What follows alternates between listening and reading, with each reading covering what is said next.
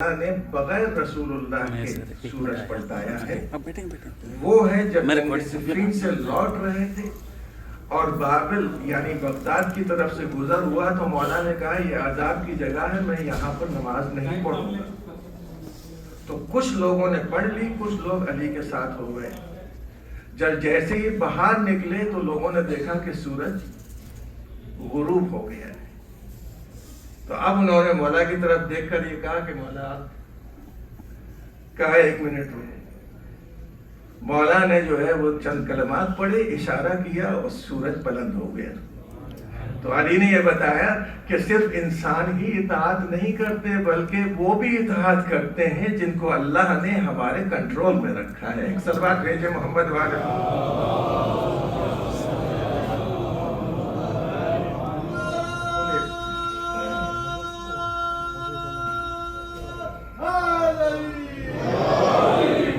اولِ الامر ہے اور اس کو رول ماڈل بھی بنایا ہے، جیسے قرآن مجید میں سورہ احزاب میں صاف الفاظ میں لکھا ہوا ہے لَقَدْ كَانَ لَكُمْ فِي رَسُولِ اللَّهِ أُسْوَةٌ حَسَنَةٌ، تمہارے لیے رسول اللہ کی کردار میں اور سیرت میں بہترین نمونہ عمل ہے۔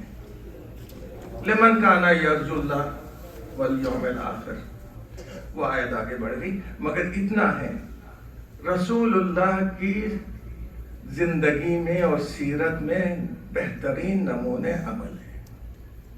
اب سنیے گا، رسول اللہ نے اعلان رسالت کب کیا؟ کتنے سال کے تھے؟ 40 سال۔ اس سے پہلے کیا تھے؟ میں آپ کی بات نہیں کر رہا ہوں، آپ تو مومن ہی نہیں رہیں گے اگر آپ نے وہ جملہ کہہ دیا جو دوسرے کہتے ہیں۔ کہا وہ تو مسلمان بھی نہیں تھے، مسلمانوں کی نظر میں رسول مسلمان نہیں تھے۔ وہ تو 40 سال کے جب ہو جائیں گے، جبرائیل آئیں گے، دل کا وہ کریں گے، نکالیں گے اور اس میں سے کفر کی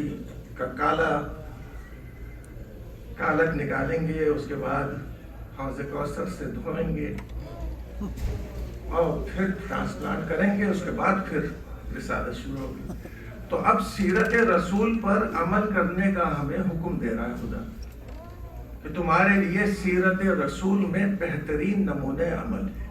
کیا کرنا چاہیے مسلمانوں کو؟ یہ سنت تو سمجھ میں آئی کہ ٹخنوں سے اوپر جو ہے وہ پانچا ہونا چاہیے اور مسواک ہونا چاہیے۔ یہ سمجھ میں نہیں آیا کہ 40 سال میں رسول کا یہ ہوا ہے کام۔ تو جتنے مسلمان ہیں ان کو 40 سال کے بعد جبرائیل کا انتظار کرنا چاہیے کہ نہیں کرنا چاہیے کہ بھئی رسول اللہ کے آپریشن ہوا تھا تو ہمارا بھی ہو جائے، ہمارے دل سے بھی کفر نکال دیا جائے۔ لیکن یہاں پر کوئی مسلمان اس سیرت کے اوپر عمل نہیں کرتا، اور مجھے یہ حکم ہے کہ رسول کی سیرت ولادت سے لے کر شہادت رسول یا وفات رسول تک پوری زندگی نمونہ عمل ہے۔ یہ کافر مانتے ہیں، مسلمان نہیں مانتا۔ ایک صلوات دیجیے محمد والے۔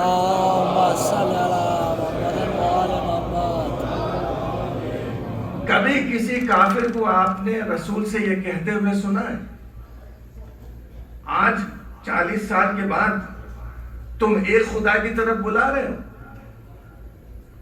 اور کل تک اور پرسوں تک تم ہمارے خداؤں کی عبادت کرتے تھے یا پرستش کرتے تھے۔ اس کا مطلب وہ کافر یقین رکھتے تھے کہ رسول کبھی کفر اختیار نہیں کر سکتا، نہ کیا ہے، اور مسلمان یہ کہہ رہے ہیں کہ رسول معاذ اللہ نعوذ باللہ کفر میں مبتلا تھے۔ تو رسول کی وہ زندگی جو 40 سال یاد رکھے گا، صرف 40 سال کی رسول کی زندگی وہ ہے جو اعلان رسالت سے پہلے ہے، اور 23 سال کی زندگی وہ ہے جو اعلان رسالت کے بعد ہے۔ کون سی زندگی زیادہ ہے؟ 40 والی۔ اس 40 سال میں رسول نے اپنی زبان سے کچھ نہیں کہا۔ کیا کہا؟ کچھ نہیں کہا. ان کے ساتھ ایسے ہی رہتے تھے جیسے سب عرب رہتے ہیں. صرف ایک کام رسول نے کیا, اور وہ کام کیا ہے؟ کردار اور عمل سے رسول اللہ نے اپنے آپ کو نمونہ عمل بنایا. کتنی حد تک بنایا؟ اتنی حد تک بنایا کہ وہ کافر رسول کو صادق بھی کہہ رہے تھے, امین بھی کہہ رہے تھے. صداقت گفتگو میں ہوتی ہے, امانت عمل میں ہوتی ہے. گویا کہ ان کافروں نے دونوں کے لیے یہ کہا کہ تم جب بولتے ہو تو سچ بولتے ہو, جب کرتے ہو تو امین ہو. دونوں باتیں کافر. رسول بول نہیں رہے. یہ ہمارے لیے ایک سیرت ہے کہ ہو سکتا ہے کہ تم کفار کے درمیان میں رہتے ہو تو بولنے کی ضرورت نہیں ہے. عمل ایسا کرو کہ وہ بھی تمہیں پکار کر کہیں کہ بھئی یہ سچا آدمی ہے, یہ امانت دار ہے. تو اکثر جاب کے اوپر آپ دیکھتے ہیں کہ آپ اکیلے ہیں اور باقی سب وہ لوگ ہیں دوسرے. تو اس میں سب سے بہتر آپ کو ہونا چاہیے. اگر کوئی پوچھے آپ سے, کوئی آ کر کہ یا سب سے سچا کون ہے, یہ علی کا ماننے والا, یہ رسول اللہ کا ماننے والا. امانت داری کسے کہتے ہیں؟ آپ نے میرے پاس $10 رکھے اور بعد میں مانگے, میں نے نکال کے آپ کو دے دیے. یہ ایک امانت داری ہے. دوسری امانت داری ہے کہ میں نے آپ سے ایک وعدہ کیا اور وہ وعدہ ایک دن آپ آئے اور کہا کہ مولانا وعدہ پورا کریں. میں نے کہا کون سا وعدہ؟ بھول جاؤ. تو آپ کیا کہیں گے؟ مولانا اب تک تو ہم سمجھتے تھے کہ آپ مولانا ہیں, اب تو مولانا نہیں ہیں آپ. کہا کیوں؟ کہا وعدہ ہی وفا نہیں کیا آپ نے. جب ایک وعدہ وفا نہیں کیا ہے تو دوسرے کا کیا بھروسہ, دوسرے وعدوں کا کیا بھروسہ. دعوت ذوالعشیرہ میں وعدہ ہوا ہے, غدیر میں وعدہ پورا ہوا ہے. اگر غدیر کا وعدہ پورا نہ ہو تو پھر ہر مسلمان کو کہا کر یہ کہے گا کہ جب پہلا وعدہ ہی پورا نہیں کیا تو جنت کا وعدہ کیا ہوگا, جہنم کا وعدہ کیا ہوگا, شفاعت کا وعدہ کیا ہوگا. لہٰذا پکار کر, جیسے آپ نے مجھ سے کہا کہ آپ مولانا ہی نہیں ہیں, وہاں بھی پکار کر لوگ کہیں گے کہ آپ رسول ہی نہیں ہیں.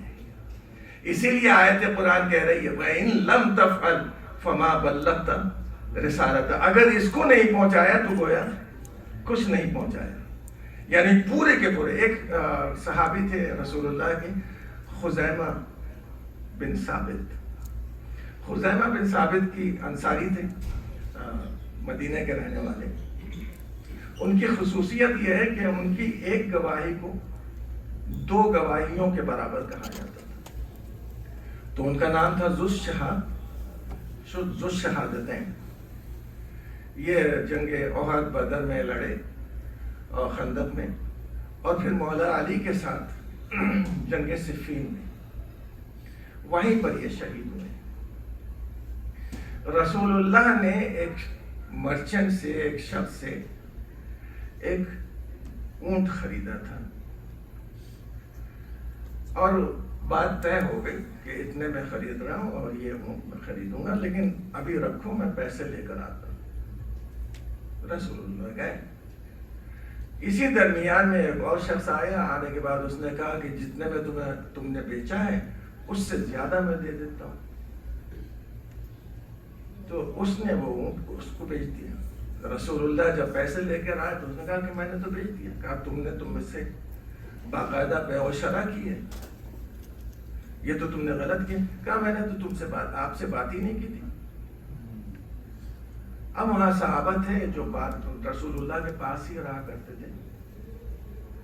ایک سب بات بھیجیے.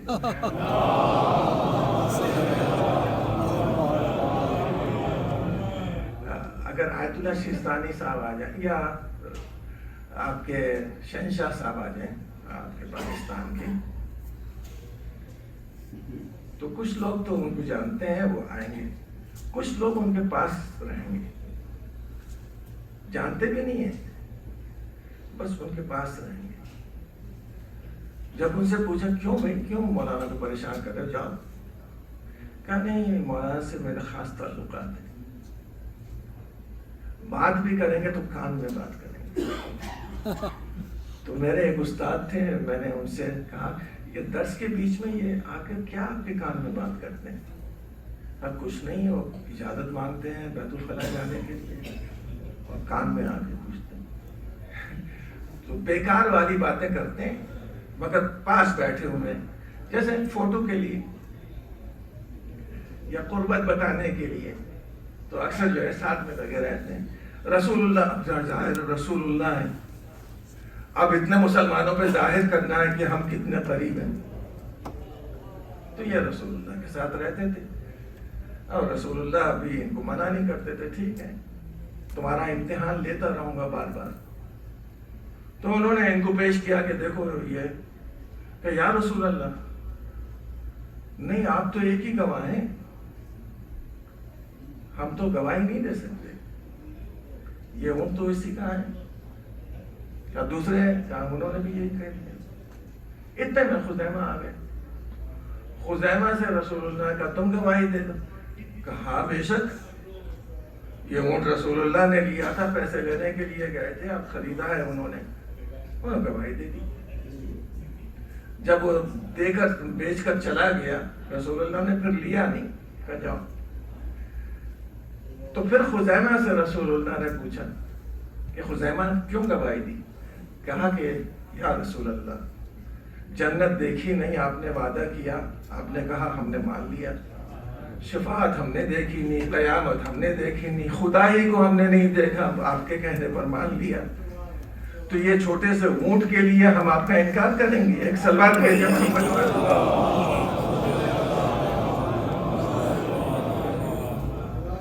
تو وہ جو بار بار کان میں باتیں کر رہے تھے, وہ جو ہے رسول اللہ کو اتنا پریشان کر دیا تھا کان میں بات کر کر کے کہ آیت اتر آئی قرآن کی, آیت نجوہ اتر گئی. رسول آج کے بعد یہ تمہارے کان میں بات کریں تو ان سے کہہ دو صدقہ دیں. صاحب دوسرے دن سناٹا ہو گیا, کوئی نہیں. رسول اللہ اطمینان سے بیٹھے ہوئے. مولا کائنات کے پاس 1 دینار تھا, مولا نے اس کو بھنوایا تو اس کے 10 درہم بنے. علی نے 1 درہم صدقہ دیا, رسول سے بات کی, پھر صدقہ دیا, پھر رسول سے بات کی. 10 مرتبہ صدقہ دیا, رسول اللہ سے بات کی. تو اتنا تو میں کہوں گا کہ 10 باتیں کوئی نہیں جانتا سوائے علی کے, اور اسلام مکمل نہیں ہوگا جب تک یہ 10 باتیں شامل نہ کر لی جائیں. ایک سلوات بھیجے محمد.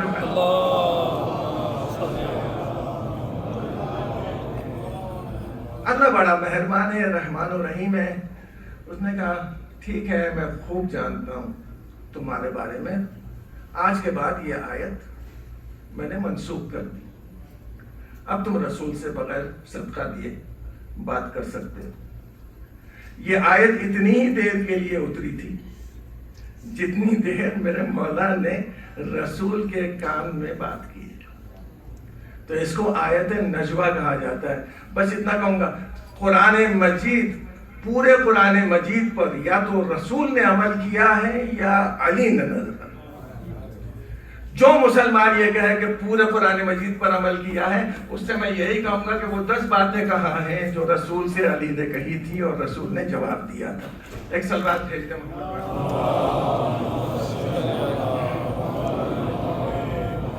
مَا آتَاكُمُ الرَّسُولُ فَخُذُوهُ وَمَا, یہ سورہ انفال کی آیت ہے. اصل میں مال غنیمت جب بٹ رہا تھا تو کچھ مسلمانوں کو اعتراض تھا کہ ہمیں کم ملا ہے, تو اس وقت یہ آیت نازل ہوئی ہے.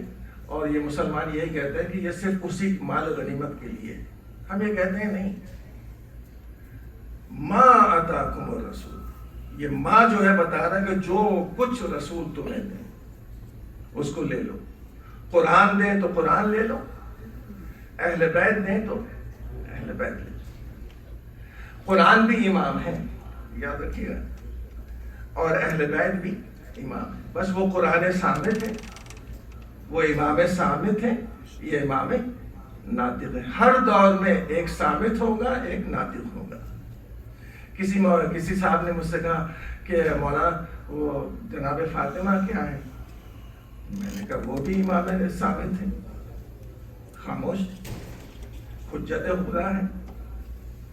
کہا یہ تو کہیں نہیں ہے۔ میں نے کہا حجت خدا پوری عورتوں پر، یہاں تک کہ جو سب سے افضل عورتیں ہیں ان کے اوپر واجب ہے کہ جناب فاطمہ کو فالو کریں۔ ایک صلوات بھیجے محمد والے۔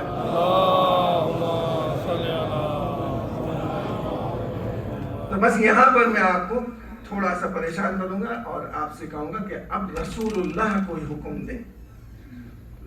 اس کے بعد امامت کے بعد، ولایہ امامت کے بعد آتی ہے ولایہ زعامت، یعنی سوشل لیڈرشپ اور پولیٹیکل لیڈرشپ، جو آپس میں آپ لوگوں کی چپخلش ہو جاتی ہے۔ جانتے ہیں چپخلش؟ تو میں کہتے ہیں لوگ، تو میں ہو جاتی ہیں، تو اکثر ہماری مائیں اور بہنیں جو ہیں ایک سال تک بات نہیں کرتی۔ وہاں ہو گیا تھا ایک مرتبہ یہی، تو انہوں نے اعلان کر دیا میرے جنازے میں نہیں آنا۔ میں نے کہا جنازے میں نہیں آنا؟ تم تو زندہ بھی نہیں رہو گے جب وہ نہیں آئے گی یا نہیں آئے گی۔ یہ کسی کو کہنے کا حق نہیں ہے، جنازے میں نہ آنا یہ کسی کو کہنے کا حق نہیں ہے، یہ صرف فاطمہ کہہ سکتی ہیں۔ ایک صلوات بھیجے محمد والے۔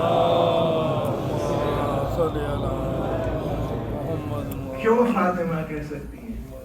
اس لیے جناب فاطمہ کہہ سکتی ہیں کہ جس نے جناب فاطمہ پر نماز پڑھ لی، نماز جنازہ پڑھ لی، وہ جنتی ہے۔ جہاں جناب فاطمہ ہے وہ روضۃ من ریاض الجنہ، جنت کے باغوں میں سے ایک باغ ہے۔ تو صرف وہ کہہ سکتی ہیں کہ میری نماز جنازہ نہ پڑھنا، اس لیے کہ جو پڑھے گا وہ جنت میں جائے گا۔ یہ بار بار پڑھنے کی کوشش وہ اسی لیے کر رہے تھے کہ رسول اللہ کی حدیث سمجھ میں آ رہی تھی، علی قسیم النار والجنہ۔ علی نے قبر کھودنے ہی نہیں دی کہ تم تو اس قابل نہیں ہو، تمہارے لیے جہنمی ہے۔ گویا کہ الفاظ بدل کر یہ کہوں کہ صرف علی کی ذات قسیم النار والجنہ نہیں ہے، بلکہ فاطمہ کی قبر بھی قسیم النار والجنہ ہے۔ ایک صلوات بھیجے محمد والے۔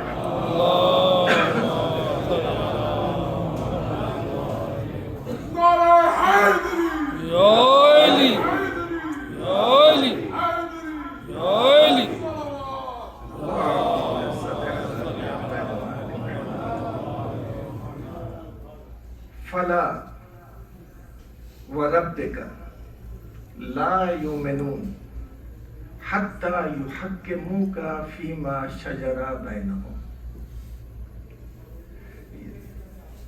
تمہارے رب کی قسم، اللہ کہہ رہا ہے تمہارے رب کی قسم، یہ ایمان والے نہیں ہو سکتے، یہ ایمان والے نہیں ہیں جب تک کہ تمہیں اپنے جھگڑوں میں حکم نہ بنا دیں، جج نہ بنا دیں۔ اور جب جج بنا لے اور تم فیصلہ سنا دو، ثم لا یجدوا فی انفسہم حرجا، پھر ان کے دل میں کھلبلی بھی نہیں ہونا چاہیے۔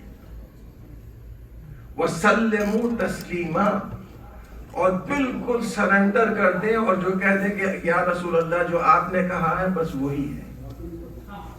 تو جب سوشل ایشو میں رسول اللہ، اگر دو آدمی آئے تو رسول اللہ فیصلہ کریں تو سب کو سننا پڑے گا اور دل میں کوئی خلش نہیں ہونا چاہیے۔ اس کا مطلب کیا ہے کہ رسول کو وہ حق دیا ہے لیڈرشپ کا خداوند عالم نے کہ ایک تو امامت ریلیجیس اتھارٹی، پھر پولیٹیکل بھی، سوشل بھی، یہ پوری کی پوری اتھارٹی رسول اللہ کے پاس۔ اب جو رسول کا نائب بنے گا اس کے اندر سوشل بھی ہونا چاہیے اتھارٹی، پولیٹیکل بھی اور ریلیجیس بھی۔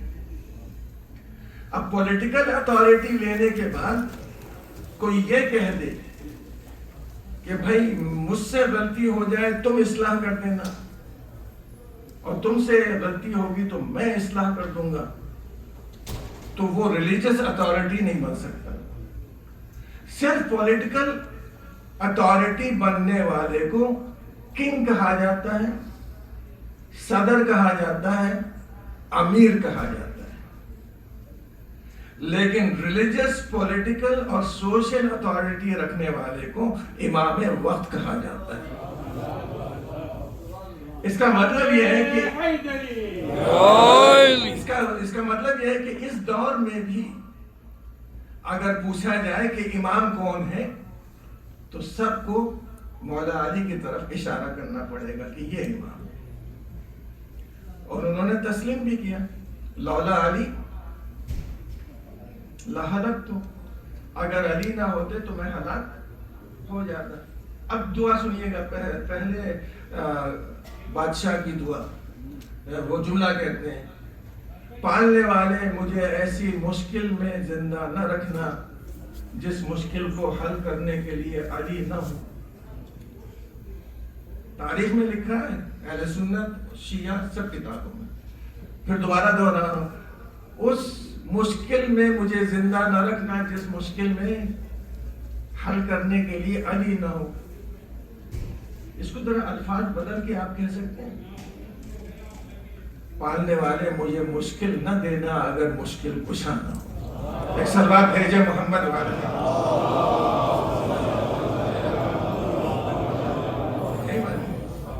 یہی معنی نکلے۔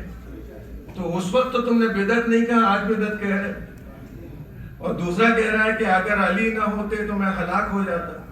کیا کہہ رہے ہیں وہ علی ہے تو ہلاک نہیں ہوئے، کیا مطلب ہے؟ علی کا وجود خود حیات کی ضمانت ہے، علی کی وجہ سے زندگی ہے۔ اور مولانا نے کیا خوب کہا ہے، بچوں کے لیے ایک جملہ کہہ رہے ہیں، جب مولانا نے کسی سے پوچھا اور سوال کیا، یہ بتاؤ کہ پانی کا مزہ کیا ہے؟ پانی کا مزہ آپ کو معلوم؟ یہاں تو وہ ہے فلورائڈ کی اور کلورین کا مزہ، جو اصل پانی ہے اس کا مزہ کیا ہے؟ کبھی آپ کہتے ہیں پھیکا، کبھی میٹھا، ہے کیا مزہ؟ بتاؤ مولانا نے کیا جواب دیا؟ الحیات، پانی کا مزہ زندگی۔ دوسری طرف مولانا نے پھر کہا، تمہیں معلوم ہے علم کیا ہے؟ کہا العلم و حیات، علم بھی زندگی ہے۔ آپ نے اس کو ریگن کو دیکھا ہے نا، جو خالی ہو گیا تھا اوپر سے،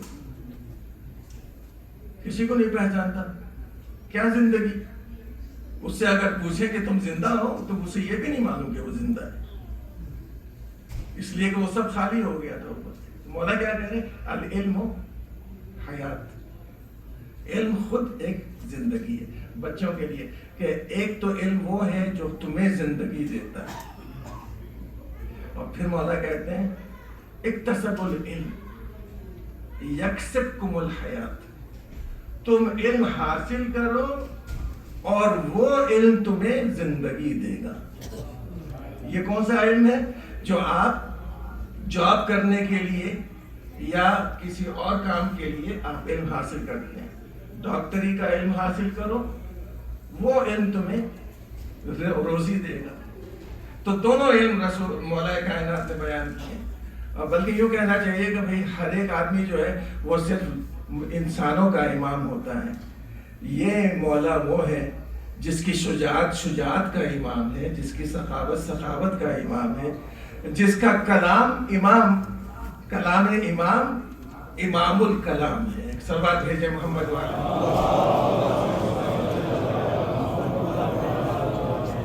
تو ہمارے وہاں یہ کہہ رہے ہیں کہ آپ جلدی آیا کریں تاکہ آگے بیٹھ جائیں۔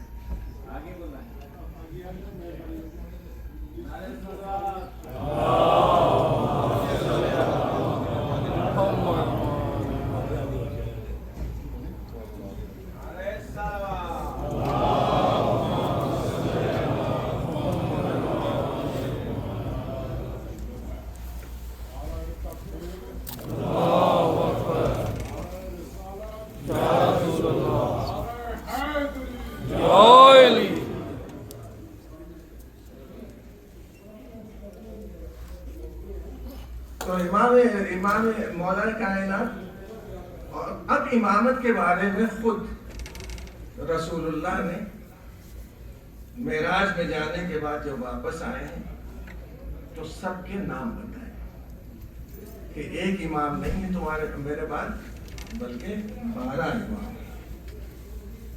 تو سب کے نور رسول اللہ دیکھ کر اور سب کے نوروں کا نام پورے بیان، ان انوار میں ایک نور کھڑا ہوا تھا، اشباہ نور لکھا ہے، اشباہ نور یعنی شیڈوز آف نور، اور یہاں پر ایک نور کھڑا ہوا تھا جو پوچھا رسول اللہ نے کہا یہ قائم ہے، یہ 12واں ہے، اور ہر کہنا پھر جناب فاطمہ زہرا سلام اللہ علیہا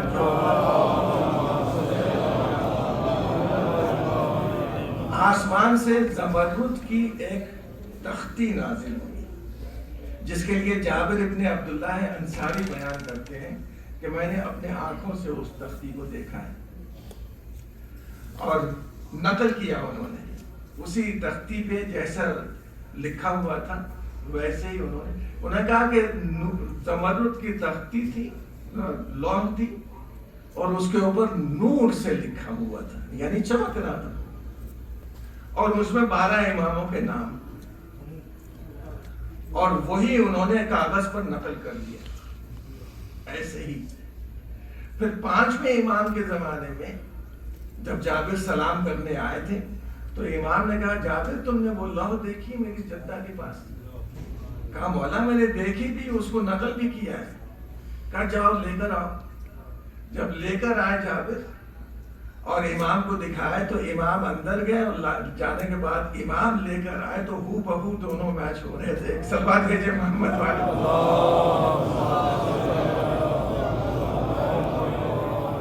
ہمیں کوئی شک و شبہ ہی نہیں ہے کہ امامت یہاں پر 12 ہی کے اندر محدود ہے، نہ 14واں ہوگا نہ 11 ہوں گے، 12 ہی ہوں گے، اور آپ سب ماشاءاللہ سے انتظار میں ہیں 12ویں کے، اور 12ویں کے جب 12واں آئے گا تو ایک حکومت ہے جو 12ویں کے ہاتھوں میں دی جائے گی، اور وہ حکومت آپ جانتے ہیں کہ اسلامی حکومت ہوگی۔ اور سلمان فارسی کے لیے رسول اللہ نے کہا سلمان اگر دین سریا پر ہوگا تو وہاں سے بھی تمہاری قوم اتار لائے گی، اور یہ سب طاقت، یہ قوت، یہ ایمانی صلاحیت یہ کہاں سے پیدا ہوئی؟ عاشورہ عاشورہ عاشورہ، ایک حسین نے جان پھونک دی ہے پورے ایمان میں، پورے اسلام میں، اور ہمارے اندر وہ جذبہ دیکھیں پورے سال آپ کہیں رہیں مگر عشر محرم میں سیدھے کیا چیز ہے جو کھینچ کے لا رہی ہے؟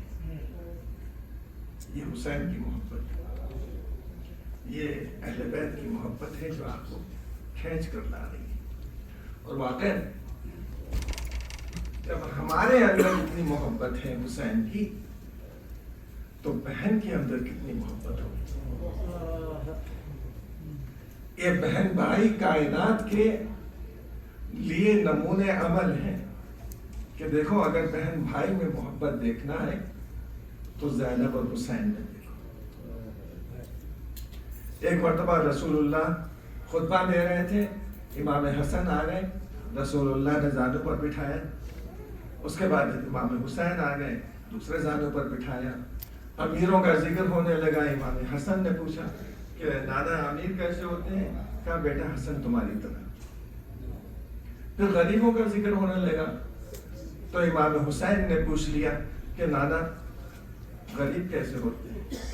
کہا بیٹا حسین تمہاری طرح۔ نانا کی گود سے اترے، روتے ہوئے گھر کی طرف چلے تو زینب انتظار میں تھی، جیسے ہی بھائی کو روتے ہوئے دیکھا گلے سے لگ گئیں، اور لگنے کے بعد کہا بھیا کیا ماجرا ہے؟ کہا کہ نانا نے آج مجھے غریب کہا۔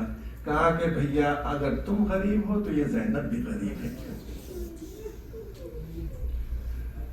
خود جناب فاطمہ نے کئی مرتبہ پوچھا نانا بابا اس کی وجہ کیا ہے کہ جدھر حسین ہوتے ہیں اسی طرف زینب کی نگاہیں ہوتی ہیں.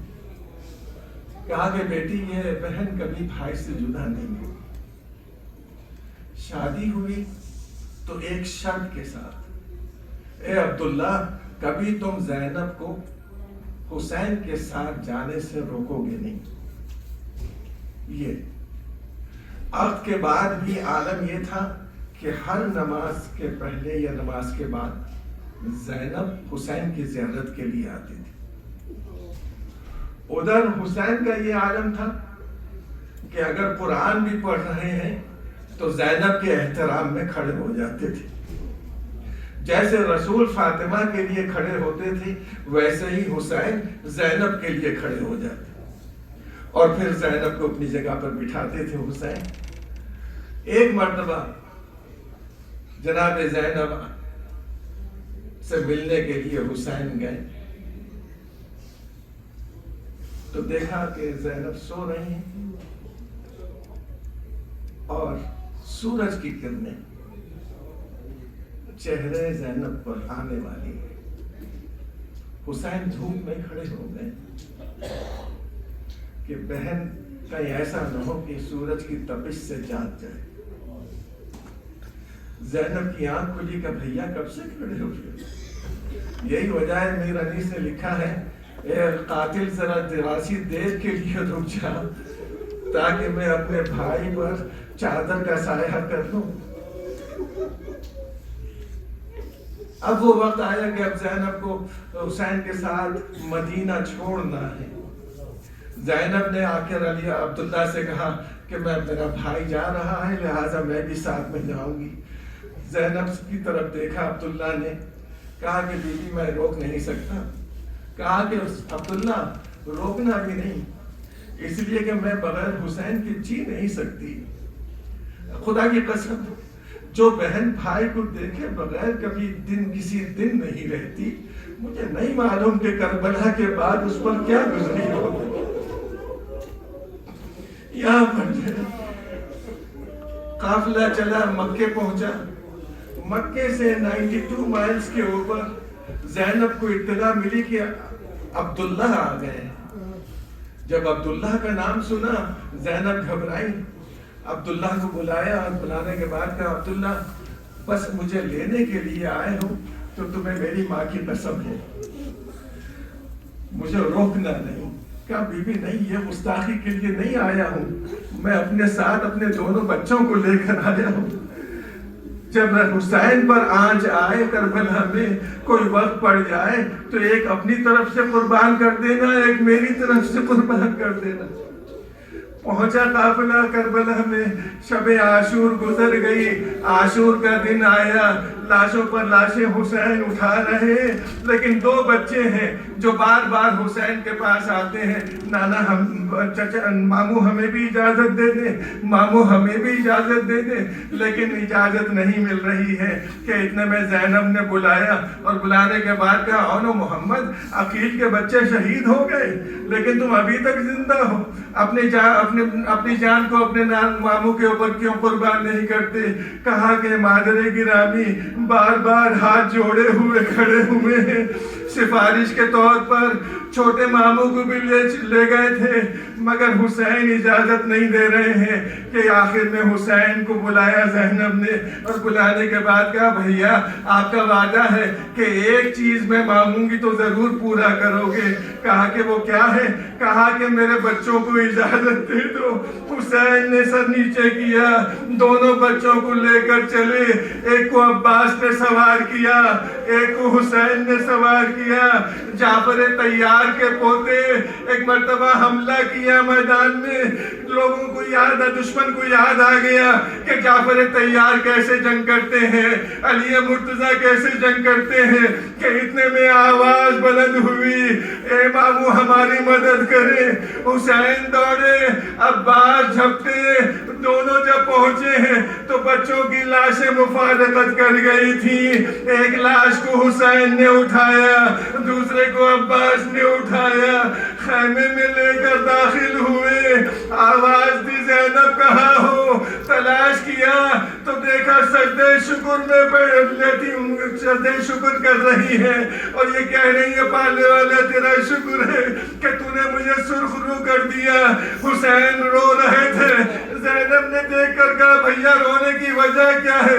کہا کہ بہن جب ملائین نے پوچھا کہ تم کس کے نور نظر ہو تو ایک مرتبہ ان بچوں نے کہا حسین کی ایک کنیز ہے، اسی کے ہم غلام ہیں۔